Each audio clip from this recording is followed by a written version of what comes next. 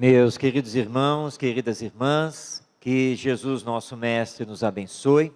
Prazer estar com vocês nesta noite, para nós trabalharmos um tema da máxima importância, que é a convivência no lar, a convivência em família.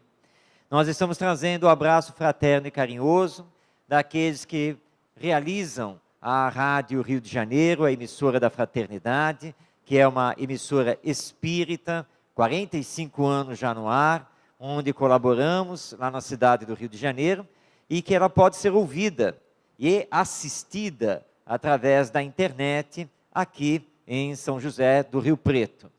Depois, junto dos livros, existem também os folhetos. Quem quiser conhecer a emissora espírita Rádio Rio de Janeiro, fiquem à vontade. E trazemos também um abraço carinhoso daqueles que fazem o Seara de Luz, a nossa casa.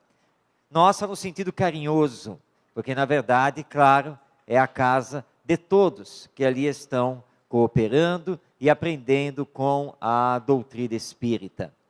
Nós estamos nessa jornada também fazendo o lançamento de alguns livros, lançamentos esses que ocorreram este ano, porque neste ano nós tivemos a felicidade de ter o lançamento do livro Nunca Perca a Esperança. É um livro com base em artigos publicados mensalmente no jornal Correio Espírita, que é um jornal do Rio de Janeiro, vendido nas principais bancas de jornais e revistas, e a Federação Espírita do Estado de Goiás houve por bem fazer então o lançamento desse livro, que reúne textos de autoajuda à luz da doutrina espírita. Também estamos aí lançando o romance, nosso primeiro romance, O Amanhã Será Outro Dia, que já está na segunda edição, e também estamos aí lançando o livro Reencarnação, que é uma obra de perguntas e respostas sobre esse tema. Todas essas obras estarão à disposição no final, onde nós estaremos lá atendendo a todos, e com a receita financeira que vai para o nosso Instituto Brasileiro de Educação Moral, que aliás a logo está aqui com o endereço na internet, que é uma organização não governamental e que trabalha pelo Brasil todo, reunindo educadores voluntários, levando um projeto de escola, que nós chamamos Escola do Sentimento. E nós trabalhamos, então, diretamente com as escolas e com as secretarias de educação. Então, a venda dos livros, metade da receita é do IBEM e a outra metade é do Seara de Luz. Mas o tema de hoje, ele é muito importante, porque nós temos assistido graves situações no campo da convivência familiar. Apesar da oportunidade reencarnatória que Deus nos dá, de podermos reparar débitos, problemas do passado, ou seja, de outras existências, e apesar de termos conosco, há mais de 2000 anos, o Evangelho, nós ainda não conseguimos plenamente aprender a conviver nas bases da fraternidade, da solidariedade, da colaboração, do respeito aos direitos do nosso semelhante, daquele que convive conosco. E estamos enfrentando problemas muito sérios, muito graves, no campo da educação, de nós mesmos e das novas gerações, representadas pelos nossos filhos, os nossos netos, os nossos sobrinhos, enfim, todos esses espíritos reencarnados que estão passando pela infância, passando pela adolescência e pela juventude. Por que será que isso está acontecendo? Para fazermos então essa abordagem, primeiramente, nós vamos então a um esforço histórico, para lembrar que a família vai surgindo paulatinamente na história da sociedade humana, desde a chamada Idade Primitiva, quando estávamos formando os primeiros núcleos de convivência. Naquela época, inclusive pela questão da sobrevivência, nós utilizávamos o que hoje conhecemos como a lei do mais forte. Era preciso caçar, era preciso sobreviver. E normalmente essa função era do homem, o ser masculino, por ter uma força física maior, enquanto a mulher começou a cuidar da prole e cuidar dos afazeres que nós vamos depois classificar como sendo domésticos, ou seja, o cuidar da família. Nessa época, nós procurávamos também explicar o mundo, a natureza, o nosso planeta Terra, também as nossas condições orgânicas. E aí, nessa idade que nós começamos a criar os chamados mitos, os deuses, a mitologia, para tentar explicar a própria vida.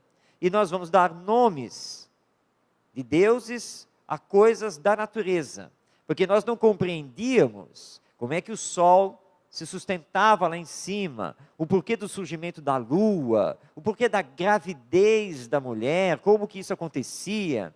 Enfim, os mitos vão acontecendo para nós tentarmos explicar a própria realidade existencial. Então nós temos o uso da força pela sobrevivência, inicia-se uma submissão da mulher, e nós tentamos explicar a vida do ponto de vista mitológico. E a família começa então, paulatinamente, a se formar, porque nós vamos avançando no conhecimento. E quando avançamos no conhecimento, nós começamos a formar o que chamamos de civilização. Embora em O Livro dos Espíritos, a obra básica da doutrina espírita, os benfeitores espirituais da humanidade, dialogando com Allan Kardec, explicam que no atual patamar evolutivo em que nos encontramos, não podemos ser chamados de civilização, mas sim de uma sociedade mais avançada. Porque, segundo eles, numa verdadeira civilização, ninguém deve morrer de fome e os ensinos do nosso Mestre Jesus devem estar plenamente aplicados. E realmente, diante disso, nós temos que reconhecer que não somos efetivamente uma civilização, mas essa sociedade avançada, principalmente em conhecimento e inteligência. Esse progresso vai acontecendo, nós avançamos no domínio do próprio mundo em que habitamos, também avançamos socialmente, porque de nômades que éramos, nós começamos a nos fixar, e começamos a formar as aldeias, as vilas, começamos a dominar a agricultura, e assim por diante. E as nossas relações interpessoais começam a ficar mais complexas, porque nós temos que começar a discutir direitos, temos que começar a formular legislação. Quem é de quem? A quem pertence essa terra? A casa que é construída? E assim por diante. Então as relações começam a ficar mais complexas, e aí nós vamos então ver surgir a figura da família, mais ou menos como a conhecemos hoje em dia. Porque começamos então a fixar o casal, homem e mulher que se unem, e dessa união vão surgir os filhos. E isso é que vai criando então a família, o núcleo familiar e o lar, o local onde esse grupo habita, onde ele vive dentro dessa relação de pais e filhos. Mas o progresso continua, e voltando o nosso olhar para a sociedade humana ocidental, nós temos que destacar então gregos e romanos, ou seja, a antiga Grécia e o famoso Império Romano. Por quê? Porque tanto lá na Grécia, quanto em sequência no Império Romano, nós vamos ter códigos de direitos humanos, de direitos civis. Obviamente que não equilibrados ainda, mas finalmente nós vamos ter legislação. Na antiga Grécia, a mulher era mantida muito no trato doméstico. Também no Império Romano, mas há uma diferença. Na antiga Grécia, a esposa, a mulher casada, ela só podia sair à rua para as suas situações externas ao lar, se ela estivesse acompanhada do esposo. E quando acompanhada, ela tinha que andar sempre atrás dele, nem mesmo ao lado. Ela tinha direitos, mas que não eram tantos assim. Em Atenas, essa cidade ficou muito famosa, a liberdade era um pouco maior, porque era a cidade conhecida dos livres pensadores, os chamados filósofos. Depois, no Império Romano, nós vamos ter o primeiro Código de Direito Civil. E aí há uma aproximação melhor entre o homem e a mulher. A mulher romana, ela possui mais direitos do que a mulher grega. E os filhos, tanto na antiga Grécia, quanto também no Império Romano, são submissos aos pais, principalmente ao pai, muito mais a ele, que tomava decisões sobre a vida dos filhos. No Império Romano, há um agravamento dessa situação, porque os filhos também eram submetidos ao imperador, chamado César. Uma ordem imperial estava acima de qualquer querer do pai. Então, isso era um problema. Mas, como o direito não era igualitário, o pai podia, por exemplo, numa questão de honra, ele tinha o direito, desde que fosse um cidadão romano, tinha o direito de matar a filha, por exemplo. E ele não iria ser julgado, porque era um direito dele. Mas, no Império Romano, nós já temos o direito de nome de família, o direito de propriedade, o direito de herança, todas essas coisas vão surgindo para aqueles que têm a cidadania romana, não para os demais. Ainda mais se fossem povos conquistados. Esses não tinham direito praticamente nenhum, a não ser trabalhar, pagar os impostos, isso quando não eram escravos. Mas nós temos uma evolução. Nós estamos crescendo no entendimento da família. E aqui nós já temos então a família plenamente constituída. Nesse tempo do Império Romano vai surgir Jesus, nosso mestre. Com Jesus, o cristianismo. E Jesus veio mudar todos esses padrões. Primeiramente porque ele olha a família do ponto de vista moral. De seres que são imortais, filhos de Deus, todos destinados à perfeição e, portanto, à felicidade. E que aqui estão numa existência entre várias que necessitamos, portanto, as reencarnações. E Jesus conhecia o nosso psiquismo, nosso arcabouço psicológico, as nossas ligações existenciais através do tempo, com as reencarnações. Então ele vem proclamar que nós estamos juntos para uma construção de ordem moral, para uma construção ética, com base em valores, em virtudes, como a honestidade, a fraternidade, a solidariedade, a caridade. E acima de tudo isso, o amor. E isso é que Jesus veio mostrar a todos nós. E que no ambiente doméstico, o ambiente do lar, nós precisamos procurar o respeito, a ajuda ao outro, superar ódios, invejas, maledicências e assim por diante. Porque nós estamos nos construindo para chegarmos à perfeição.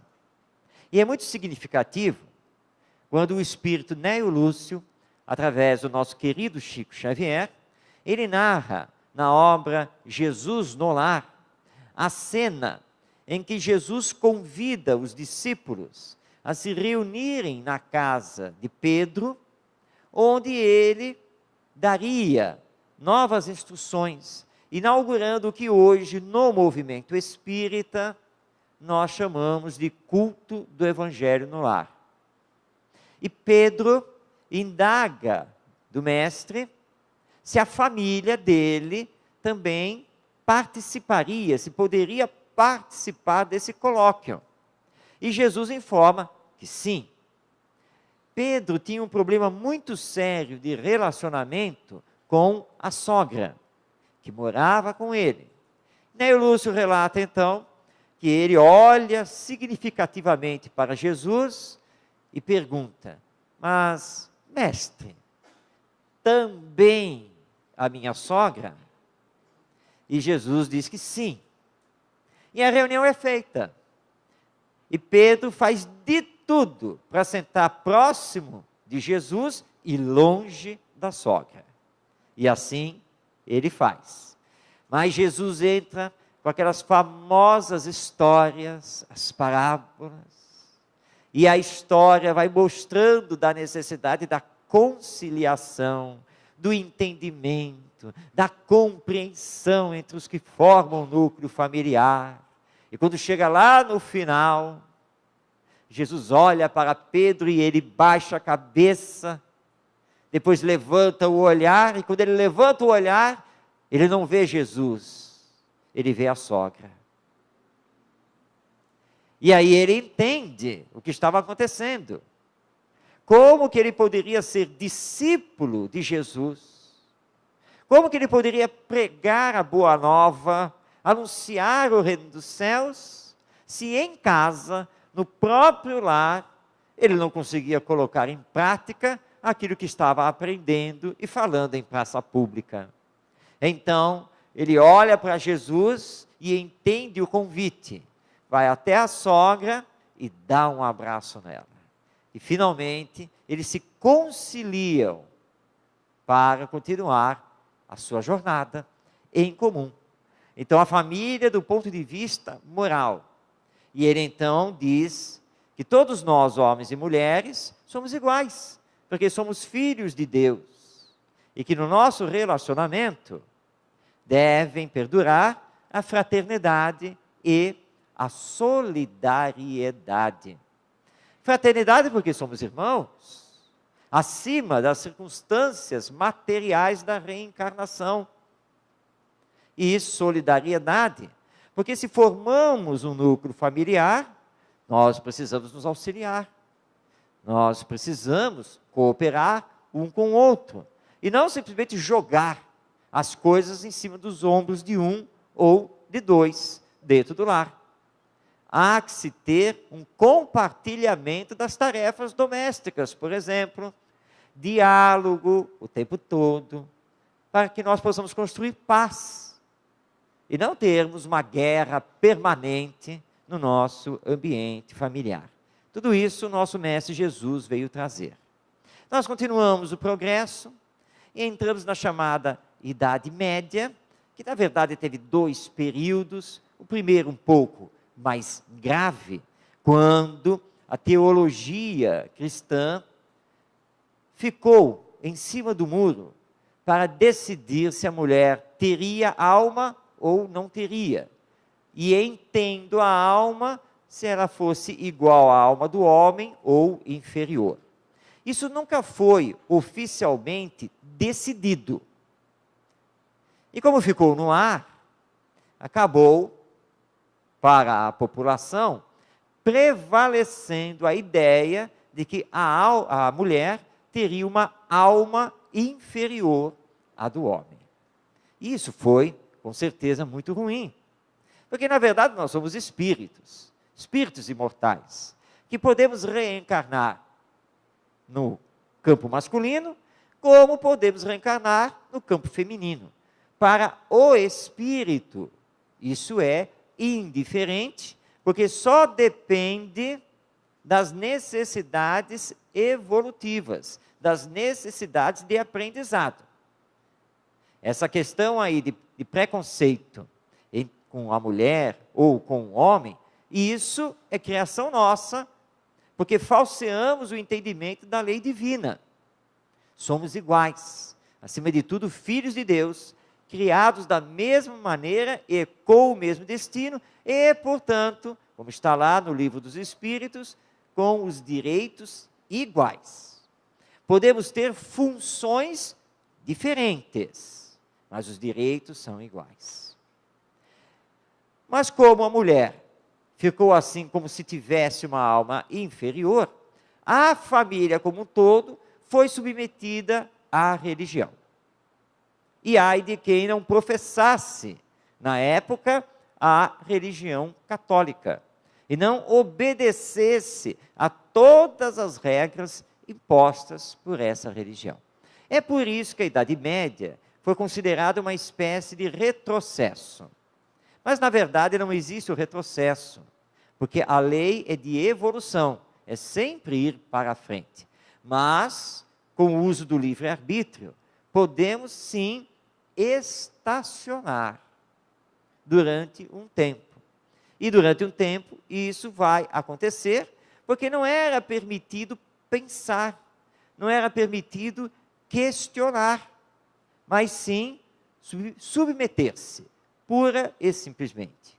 Mas Deus está aí nos acompanhando, Jesus, nosso mestre, como governador espiritual do planeta, também está nos acompanhando.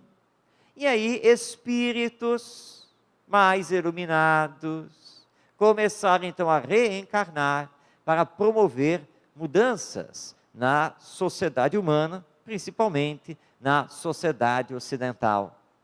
E aí então nós vamos destacar o século XVII, porque nesse século nós tivemos efetivamente grandes pensadores, pesquisadores, reencarnados, e que começaram a modificar as estruturas sociais e a estrutura familiar. Com as relações sociais mais estáveis, porque os feudos já não existiam mais, os estados estavam constituídos, legislações mais apropriadas, embora ainda vivendo com chamados reis absolutistas, foi mais fácil promover a reencarnação desses espíritos para que eles promovessem, de fato, definitivamente, um grande avanço. E aí a ciência surge, a crítica aos dogmas religiosos. Então começa a haver uma grande mudança. E começa-se a se trazer novamente a cultura da antiga Grécia, a cultura helenística, os grandes filósofos, pensadores daquela época. Vai surgir o protestantismo, que aqui no Brasil é conhecido como movimento evangélico. Então muitas coisas começam a se modificar. A Revolução Industrial está vindo a caminho. Então o século XVII é muito importante para as modificações e resgatar a mulher e colocar a família num patamar onde ela não deveria ter saído. Que essa reunião, esse encontro de espíritos afinizados entre si para construções de ordem moral, principalmente. Então o século XVII é de fato muito importante. E aí nós vamos ter a Revolução Francesa em 1789, depois vamos entrar pelo século XIX, onde vamos encontrar Allan Kardec, surgindo com a doutrina espírita a partir de 1857, com o lançamento do Livro dos Espíritos. E entre a Revolução Francesa e Allan Kardec, nós temos uma pleiade de espíritos no campo das artes, no campo da administração pública, da filosofia, das ciências. É um progresso imenso, que avança também para o século XX. E aí a família plenamente constituída, árvore genealógica, porque agora o nome de família vai avançando, a herança, novas legislações, tudo avança. E entramos no século XX, que está tão perto de nós ainda. No século XX nós temos uma corrida pelo conhecimento, e infelizmente alavancada por duas grandes guerras mundiais. Mas dizem que há males que vêm para o bem, e tudo é aproveitado. Por causa da guerra, avanço no conhecimento e avanço tecnológico, que hoje aí está presente conosco em pleno século XXI. E nós, espíritos reencarnando, também cada vez melhor preparados, mais inteligentes. Tanto que hoje, quando o espírito nasce lá na maternidade, e o médico já ergue aquela criança, ele não dá mais o tapa no bumbum dessa criança para que a criança chore. Não há mais essa necessidade. Ele já dá de presente um smartphone. É a nova geração. Essa geração plugada nas coisas novas, que já vem preparada pelo mundo espiritual. E está ali, com pouca idade, e já está lá, passando a tela no smartphone, no tablet, dominando lá os aparelhos, enquanto nós estamos lendo o manual para saber o que faz aquela tecla. Então nós precisamos também nos preparar para podermos fazer face a essa geração, que é muito inteligente, mas nem sempre avançada moralmente. Muitas crianças necessitam de limites, de disciplina, de entender o respeito aos direitos do outro. Mas isso é conversa para daqui a pouco. Nós temos então o domínio tecnológico, mas ao mesmo tempo surgiram as filosofias libertárias. Na França, Jean-Paul Sartre, Henri Marcuse, entre outros, proclamando o materialismo, o ateísmo, o vale tudo, que culmina na década de 1960 com a geração hippie, paz e amor, e também sexo aberto, muitas drogas e assim por diante. Essas filosofias libertárias vão mexer com a constituição da família, porque vão trazer para a sociedade humana o individualismo e o imediatismo, que as novas gerações continuam ainda a viver. Nós, certa vez, estávamos ouvindo um grupo de adolescentes conversar, vindo de uma balada, e um perguntou ali: fulano, o que você vai fazer hoje à tarde? E ele simplesmente respondeu: hoje à tarde? Como é que eu posso pensar em hoje à tarde? O que eu só quero é chegar em casa e dormir. Ele não tinha visão de futuro, nem para a parte da tarde do mesmo dia, quanto mais para o resto da existência. É o imediatismo, é o viver o aqui e agora, e se deixar levar pela vida. E isso, claro, traz um individualismo muito grande, porque aí ele passa a pensar só em si mesmo, satisfazer os seus desejos, sem se preocupar com o outro. Mas isso trouxe problemas seríssimos para a sociedade humana e também para a família. E aí então nós temos algumas questões muito atuais que envolvem a família. O adultério, o sexo livre, o aborto, as drogas, as separações, a violência doméstica, e caberia inclusive um etc., tal a gama de problemas que nós estamos enfrentando no ambiente familiar. E aí entra a doutrina espírita, para lembrar que perante a lei divina, nós somos responsáveis por tudo aquilo que pensamos, que falamos e que também fazemos, em relação a nós mesmos e aos outros. Aí uma companheira, no centro espírita, estava lá nos contando que, graças aos ensinos da doutrina espírita, ela tinha mudado um péssimo hábito que ela havia cultivado durante muitos anos, que era o de ficar pendurada ao telefone, fofocando a vida alheia durante 2, 3, 4 horas a cada dia. Mas graças à doutrina espírita, ela tinha mudado isso. Então nós perguntamos: muito bem, ótimo, que maravilha. Agora, você tem Face, Twitter, etc. Ou seja, você também trabalha nas redes sociais? Ah, sim, claro, eu tenho perfil em todas elas. Ah, muito bem. E o que você faz nessas redes sociais? Aí ela calou. Porque é simplesmente a transferência tecnológica. Não fica mais 3 horas ao telefone fofocando a vida alheia. Agora usa as redes sociais, que aliás tem muito mais alcance. Então nós precisamos tomar cuidado com isso. Muito cuidado.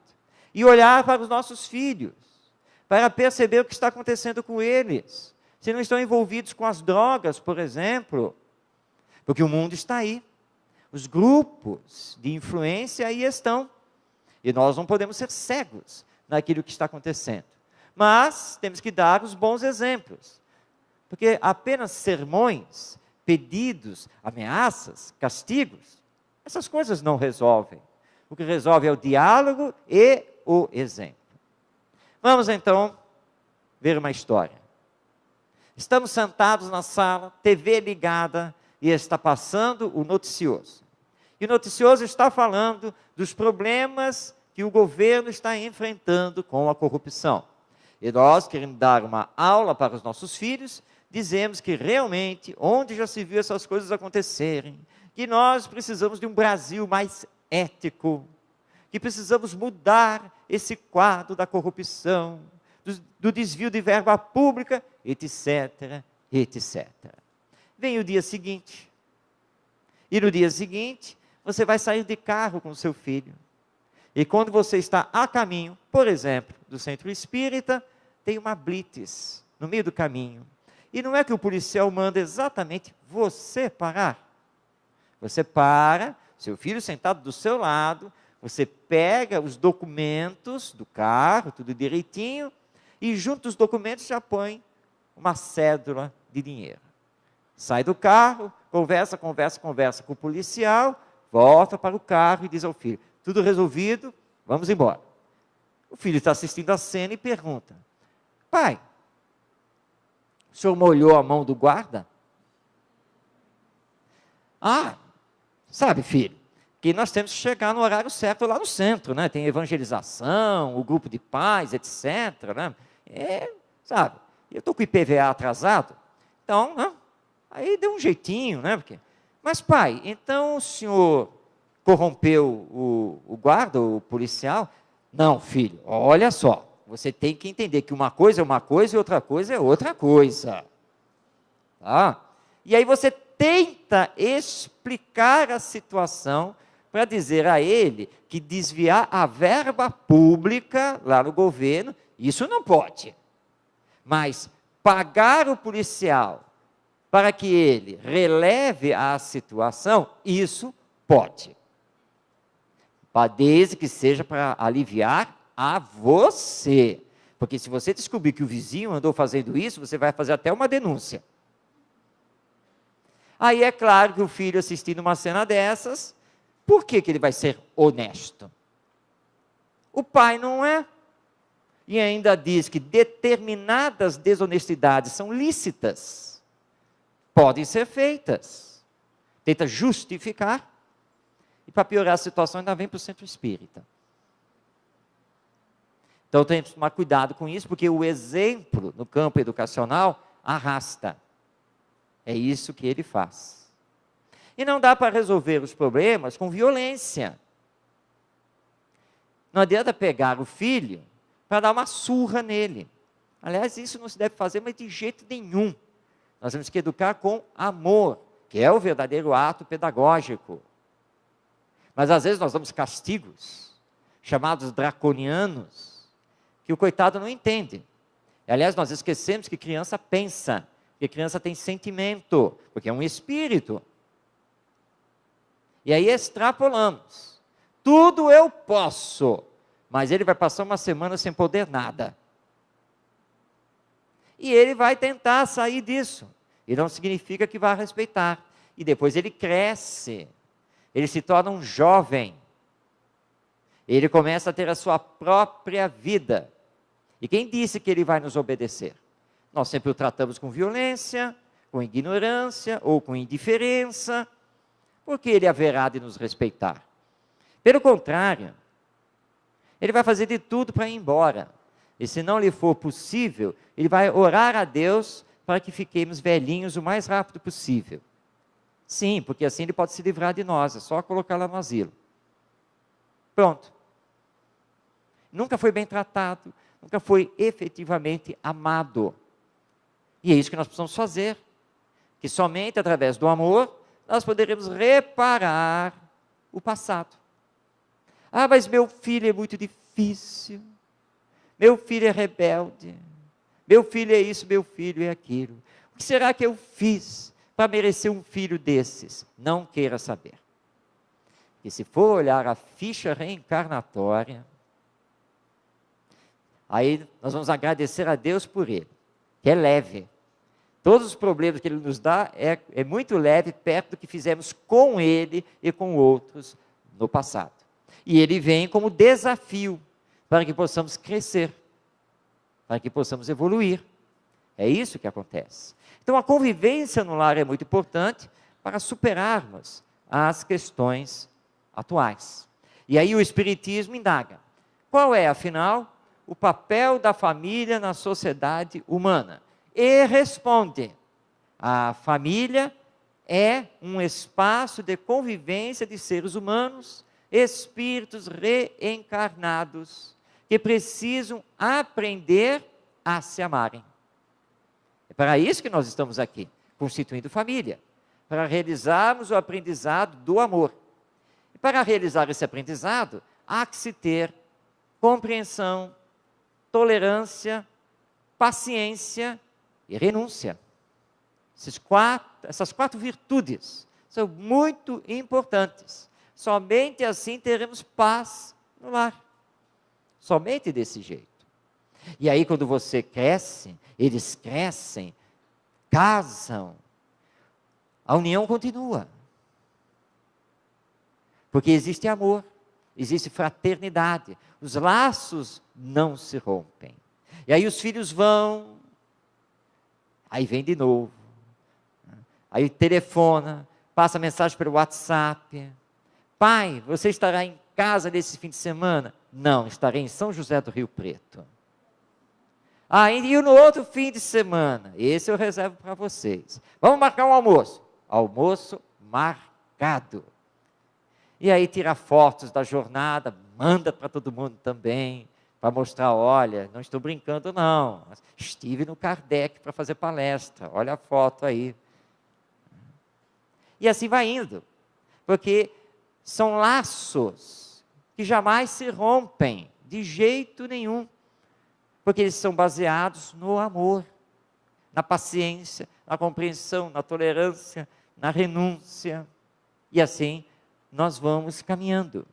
Então, trazemos Jesus de volta, porque a família se reencontra com os laços de ordem moral, acima de todas as condições. Então, esse é o papel da família.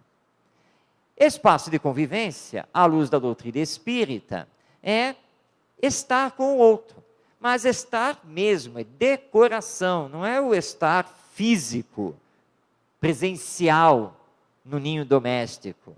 É estar ali para ajudar, para conversar, para dialogar, trocar ideias, apoiar. Isso é estar com o outro, compreender o outro, e não querer que ele seja igual a você, que queira as mesmas coisas que você queira, que seja do mesmo jeito que você é. Somos individualidades, cada um com os seus aprendizados e as suas experiências evolutivas. Então, estar com o outro, respeitando o outro naquilo que ele é, nas conquistas que já fez e nas dificuldades que tenha.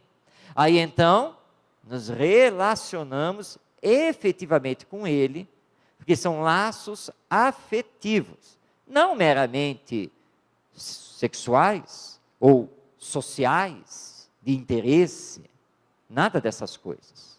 Porque estamos tentando fazer a relação, tendo por base o amor. E aí vamos nos descobrir com o outro, permitir que o outro se descubra conosco, e um descobrir o outro, naquilo que efetivamente nós somos, para não fazermos exigências que o outro não tem condições de cumprir. E aí então nós vamos nos apoiar para que um seja o complemento do outro, nas alegrias e nas tristezas, nos momentos de paz e nos momentos de dificuldade. É isso o que tem que acontecer o tempo todo. Nós estamos com uma cunhada fazendo tratamento de câncer, e é claro que a nossa esposa está extremamente preocupada. É a sua irmã. E ela está tentando se desdobrar também para auxiliar a irmã. E aí nós temos que compreender essa situação atual para darmos apoio.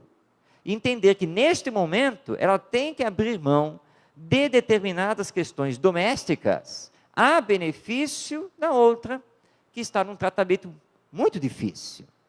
E nós mesmos temos então que nos readequar para fazer esse acompanhamento. Então, um apoia o outro. É assim que tem que acontecer. E sem queixas, sem reclamações. É uma fase da nossa existência. E se conseguirmos manter dentro dessa fase o amor, nós vamos tirar dessa fase grandes aprendizados. E vamos então, no ninho doméstico, termos um espaço maior ou menor em relação a essa convivência. Há um texto que circula pela internet de uma criança em que ela fala que ela gostaria de ser uma televisão. Ela pede para Deus para transformá-la numa TV. Por quê? Porque todo mundo fica grudado na telinha. Todos os dias. É novela, é futebol, é noticioso, é filme, é isso, é aquilo. Está lá aquela TV e todo mundo se reúne. E o coitado se sente assim, isolado. Os pais, os irmãos, têm pouco tempo para ele. Então ele faz uma prece rogando a Deus: Senhor, me transforma numa televisão. Por quê? Todo mundo vai me olhar todo dia. Todo mundo vai me ouvir todo dia. E assim por diante. Olha que situação aflitiva que chegamos de convivência. Ou seja, o espaço de convivência nessa família é muito pequeno. E nós precisamos priorizar isso. Então, ao invés de colocarmos uma TV em cada quarto, um computador em cada quarto, um tablet para cada vamos minimizar isso. E vamos abrir espaços para brincar, para conversar, todo mundo se alimentar juntos no mesmo espaço e ao mesmo tempo. E aí, então, vamos estabelecer um combinado. Celulares, smartphones, etc., desligados. E ninguém vai desencarnar porque vai ficar 30 minutos com eles desligados. Aliás, eu brinquei com a secretária lá na Rádio Rio de Janeiro. Atualmente nós estamos também compondo a diretoria da emissora. E nós colocamos o celular lá para carregar no dia que estávamos fazendo o plantão. E na hora das despedidas, ir embora, nós esquecemos o celular carregando lá dentro da sala. E só fomos lembrar disso já quando estávamos chegando em casa. Bem, não havia mais nada a fazer. O expediente lá na rádio, na área administrativa já tinha terminado, já estava tudo fechado, então só no dia seguinte. Então no dia seguinte entrei em contato com a secretária, falei: olha, eu deixei meu celular carregando lá na sala, vai lá, tira lá da tomada, pode desligar o celular, amanhã, porque só ia retornar na rádio, no outro dia, eu pego o celular com você. Aí no outro dia, quando lá cheguei, imediatamente ela já veio me entregar, e brincando disse: olha, você está olhando para mim? Pois é, olhe bem, porque eu sou um sobrevivente digital. Consegui ficar 48 horas sem o celular, sem acessar o WhatsApp, Face, e vai por aí afora com ele. 48 horas, e não desencarnei. Então é possível. Claro que é possível. Aí ela falou assim: mas deve estar cheio de mensagem, deve ter um monte de coisa aí. Possivelmente, mas não quer dizer que eu já vou acessar. Que tem algumas outras coisas para fazer já mais imediatas aqui, dentro da emissora, depois eu vejo. Eu não desencarnei? por que aqueles que me mandaram as mensagens haverão de desencarnar? Tem que aprender também. Depois nós vamos responder. É a mesma questão do e-mail, que você fica com o computador aberto, toda vez que ele dá um toque, você já para o que está fazendo, que é para olhar a caixa de mensagens. E você não vive, você não lê, você não assiste mais nada, você não pensa. Deixa isso. Assim, eu só vou olhar as minhas mensagens de 3 em 3 horas. Ai, é demais, eu não vou aguentar. Tudo bem, de 2 em 2 horas. E assim vai se trabalhando para priorizar o relacionamento humano. Eu posso enviar a mensagem e resolver a situação, mas que é muito melhor pegar o telefone e ligar e ouvir a voz do outro, ou usar um Skype, por exemplo, né? Então, vamos nos ver também, utilizando o vídeo. Nós precisamos priorizar isso. E chegou o fim de semana, guarda tudo na gaveta, no armário, e vamos passear, vamos para o parque, vamos para o shopping, vamos nos dar as mãos. É isso que precisa acontecer. E somos seres humanos, espíritos reencarnados. Então a missão da família é uma missão educativa. Formar o caráter dos filhos, ou seja, o desenvolvimento moral deles, especificamente do senso moral, o desenvolvimento das virtudes, através de exemplos de amor. Não importa que seja um filho rebelde, ou melhor dizendo, um filho desafio. E também é missão da família formar a sociedade. Porque a sociedade é o reflexo daquilo que nós somos, dessa célula familiar que nós constituímos. Não há como reclamar da sociedade em que vivemos, porque nós a constituímos. Aquilo que somos no lar, nós somos no centro espírita, nós somos na rua, nós somos no banco, no supermercado, nós somos profissionalmente. Então nós estamos na sociedade que merecemos, que é a sociedade feita por nós mesmos. Mas quando começarmos a educar dentro do campo do amor, quando começarmos a dar importância ao desenvolvimento do senso moral, ao desenvolvimento das virtudes, dos valores humanos, tudo vai começar a se modificar para melhor, com o bem suplantando o mal. Mas como estamos com muitos problemas, nós reconhecemos que a família hoje precisa de apoio. Dos chamados grupos socioeducativos.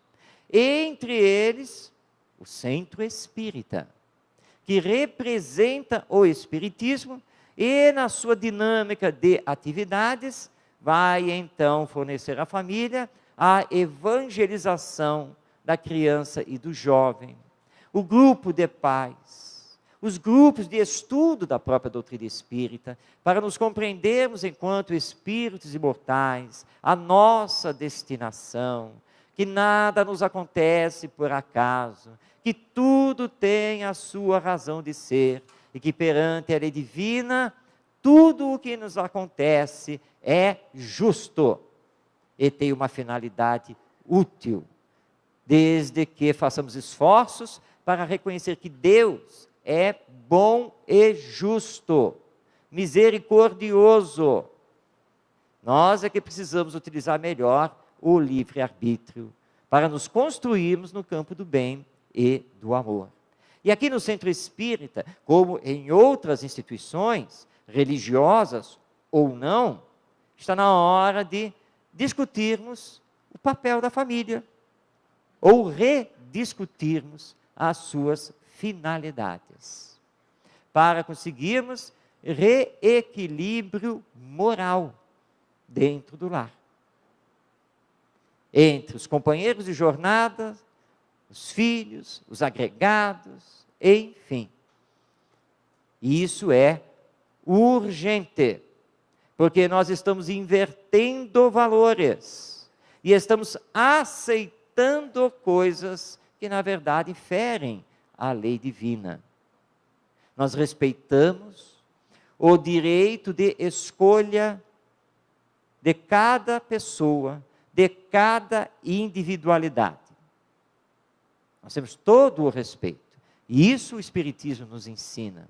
Mas o que essa pessoa faz com a sua escolha, se vai prejudicar o próximo, se vai prejudicar a sociedade, nós então temos que alertar e temos que questionar.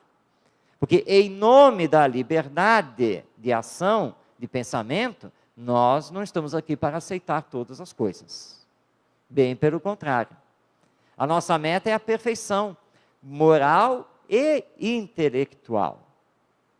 A nossa meta é sairmos da condição de mundo de expiações e provas para estarmos no mundo de regeneração, onde o bem predominará sobre o mal. A nossa meta é entender o respeito aos direitos do próximo. A nossa meta é colocar em ação as virtudes, para sermos homens e mulheres de bem, e transformarmos a legislação humana para aproximá-la da lei divina, que aliás é muito bem estudada por Allan Kardec, na obra O Céu e o Inferno, ou A Justiça Divina segundo o Espiritismo, obra que está aí fazendo 150 anos de existência. Aí então, nós vamos partir para a família ideal, cooperativista, ou seja, em que seus membros cooperam uns com os outros, diálogo o tempo todo, porque precisamos aprender a ouvir e aprender a falar, sempre para construir. Vamos priorizar a formação do caráter a partir de nós mesmos, vamos nos esforçar em dar os bons exemplos, procurando então a formação do homem integral que todos nós somos, porque dotados de todas as potencialidades em desenvolvimento, tanto no campo da inteligência, quanto no campo do sentimento. E aí criarmos, progressivamente, uma sociedade mais justa, porque hoje nós vivemos numa sociedade injusta. Nessa sociedade, nós vamos estabelecer então a educação moral, como a nossa rota de ação na família, na escola e em todas as instituições sociais. Aí vamos atingir essa família ideal. E assim, então, nós teríamos muito mais coisa para falarmos da família, como um espaço de convivência, de seres que reencarnam, com muitas promessas feitas do mundo espiritual, com muito planejamento feito do mundo espiritual, e que nós não podemos perder isso. E o Espiritismo nos dá uma segurança muito grande para conseguirmos, de uma maneira melhor, cumprirmos aquilo que prometemos na hora do planejamento reencarnatório. Esses slides, eles estão baseados no trabalho que o nosso Instituto realiza quando nos reunimos com os pais responsáveis nas escolas. Nós estamos deixando aqui endereço, e-mail, telefone, mas que também pode ser pego lá com os livros. E estendemos então agora o convite para este sábado, a partir das 15h30, quando será feito o seminário Educação do Espírito, aqui na casa, onde nós estaremos aqui, e não apenas nós, porque nós estamos acompanhados por um outro educador, que é o Ronaldo Gomes, que também pertence aqui ao IBEM, também espírita, e nós vamos fazer a dupla na coordenação desse seminário, que vai trabalhar toda uma proposta de educação, tanto na família, na escola, quanto também no centro espírita. Vai ser bem dinâmico, muitos exemplos, muitas coisas que nós vamos aqui conversar, mostrar. Basta, portanto, comparecer para conhecer a educação do espírito e aquilo que nós podemos fazer para a nossa autoeducação e a educação daqueles que vivem conosco. E para aqueles que acham que as transformações atuais vão matar a família, porque existem aí pensadores dizendo que a família é que atravanca o progresso da humanidade, à luz do Espiritismo, nós temos que dizer a eles que estão plenamente equivocados, enganados, porque a família é a célula da sociedade, ela se transforma, mas se não perder o rumo moral, o rumo do amor, nós, em sociedade, também não nos perderemos. Ela sempre existirá, cada vez mais sublimada, mais moralizada, mais espiritualizada, porque fortalecida pelos laços do amor. Então, se queremos voltar para casa hoje e começar a solucionar os problemas de convivência que porventura tenhamos, só existe uma senha: amor. E, portanto, aprendamos a nos amar. Meu muito obrigado a todos, agradecendo por esta bendita oportunidade, e lembrando que no final nós estaremos lá com os livros, existem vários livros sobre educação, o romance, enfim, para que nós possamos manter todo esse trabalho do Instituto Brasileiro de Educação Moral e do Seara de Luz, lá no Rio de Janeiro. Que Jesus, nosso Mestre, nos abençoe e que Deus nos entregue a sua paz e o seu amor para todos sempre. Muito obrigado.